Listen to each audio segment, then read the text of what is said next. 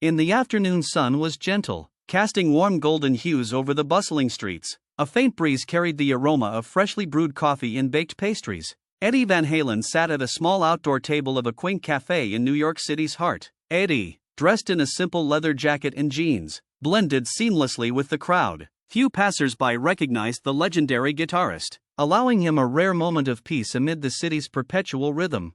He stirred his coffee thoughtfully, his mind wandering to the melodies from that day. Music was his sanctuary, his way of making sense of the world, a medium through which he connected with millions. Yet, at this moment, he wasn't seeking applause or recognition. Instead, he was searching for inspiration, something genuine. With its vibrant energy and endless stories, New York had always been a muse for him.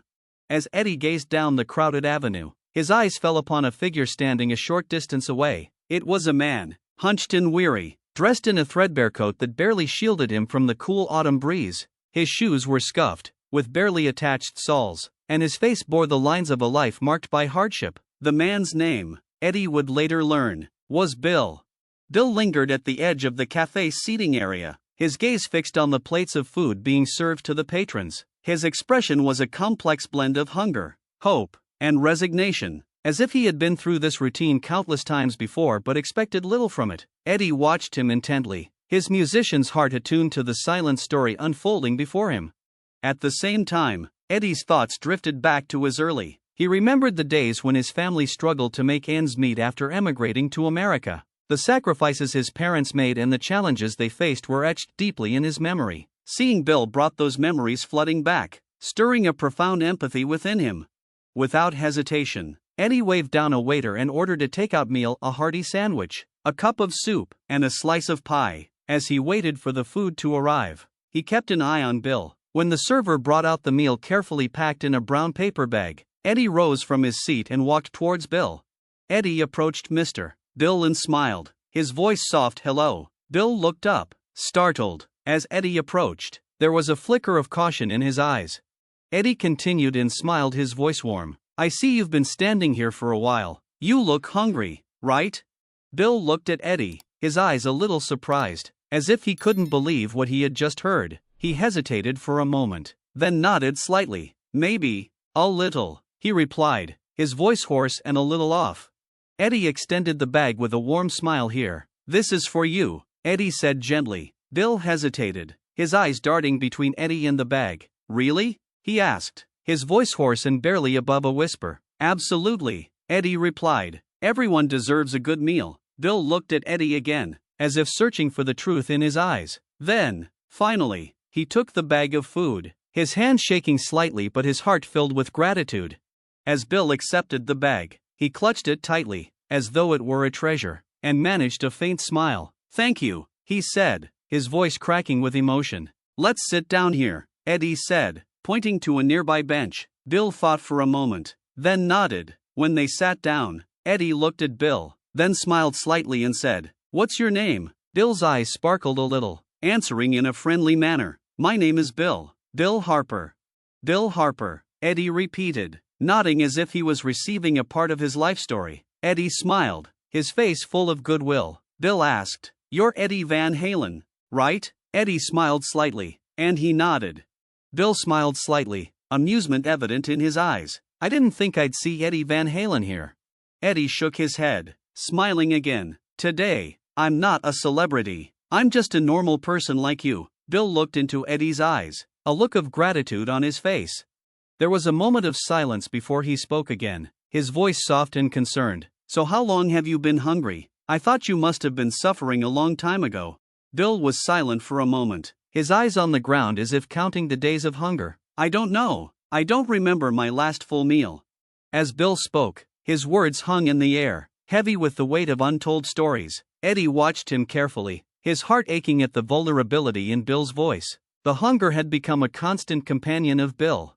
"Where is your family?" Eddie asked quietly, his voice almost a whisper. Bill paused, his brows furrowing as he tried to remember. His face softened as he recalled something from the past. "It was years ago. I was living in a small apartment with my wife. We'd just had dinner, nothing fancy, just a homemade stew, but it felt good. We were happy. I felt whole."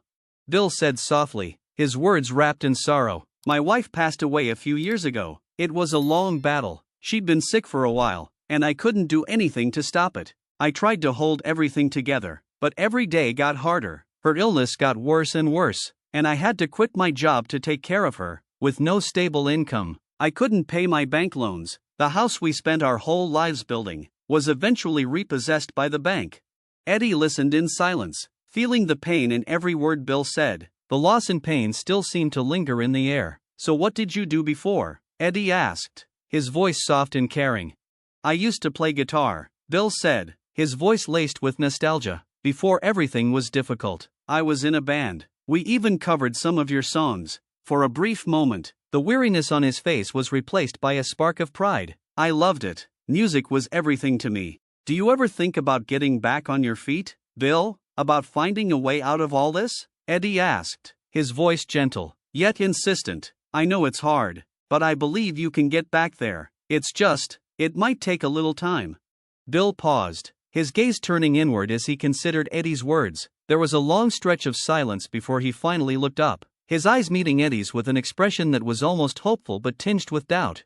I used to think about it all the time, Bill admitted, but then, after everything happened, it felt like a dream I could never reach. I've been surviving, just trying to get by from day to day. It's hard to imagine things ever being different.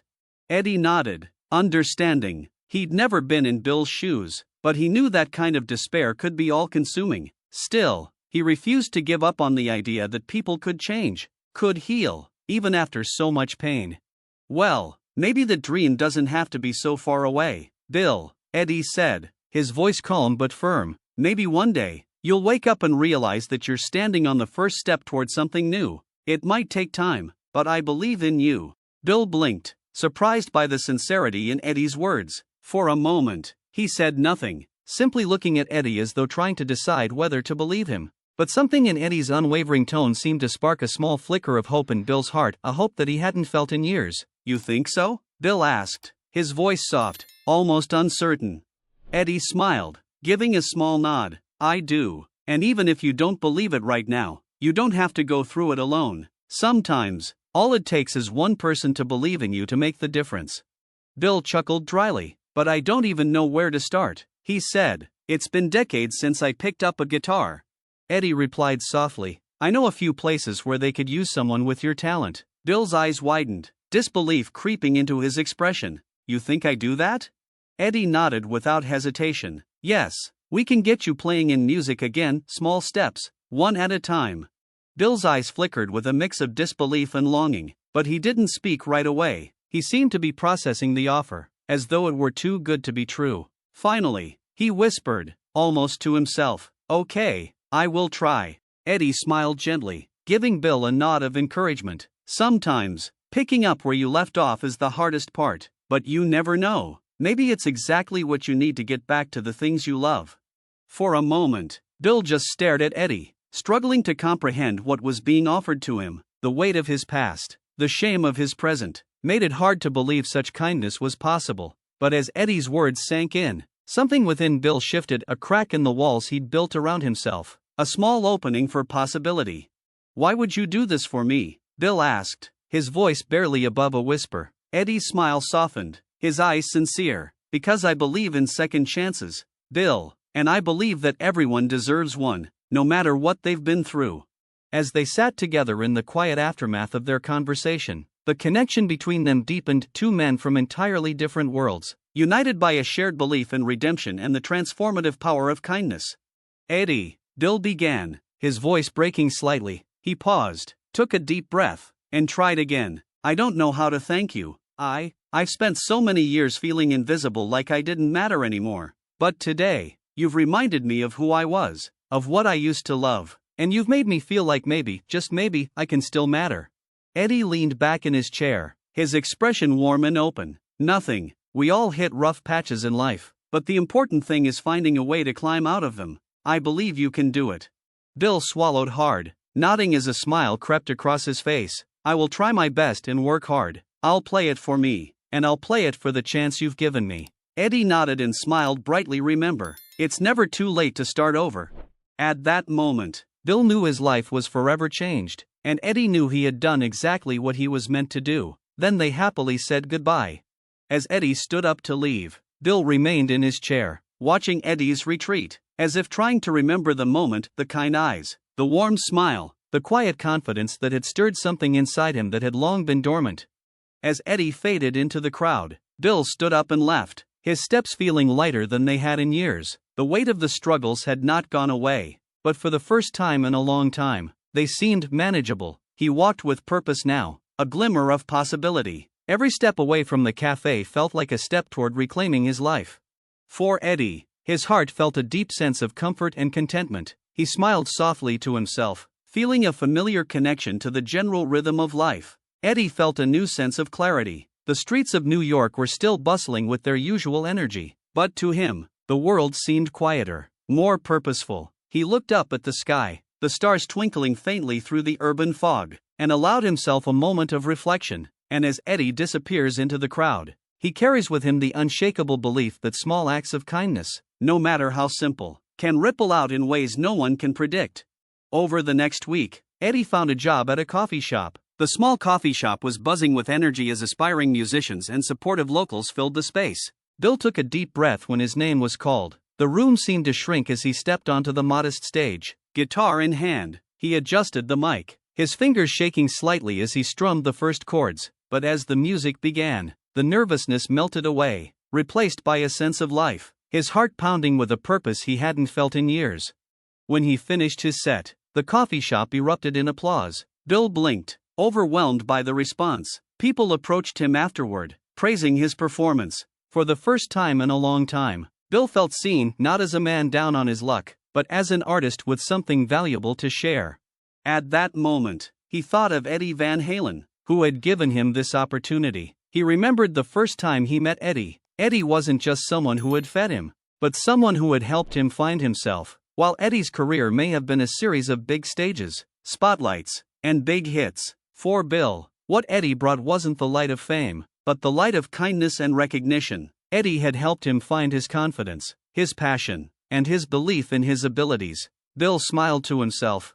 Bill looked out the window, seeing the dim lights of the city. He knew that his journey had only just begun, but with a heart full of hope and encouragement from people like Eddie, he was motivated to keep going, not only for himself but for others standing on the sidelines, waiting for the same opportunity he had. When he left the coffee shop that night, the lights of the city were no longer dim lights, but opportunities waiting for him ahead, and in Bill's heart, nothing could compare to the feeling of being seen and judged for his own talent and dignity, instead of things beyond his control. Eddie Van Halen's act of kindness is not only a testament to kindness, but also a profound message about caring and sharing between people. Despite being a famous person, living in the spotlight of his career, Eddie did not seek attention when helping Bill. His action is a testament to humility and compassion that does not need to be promoted or flaunted.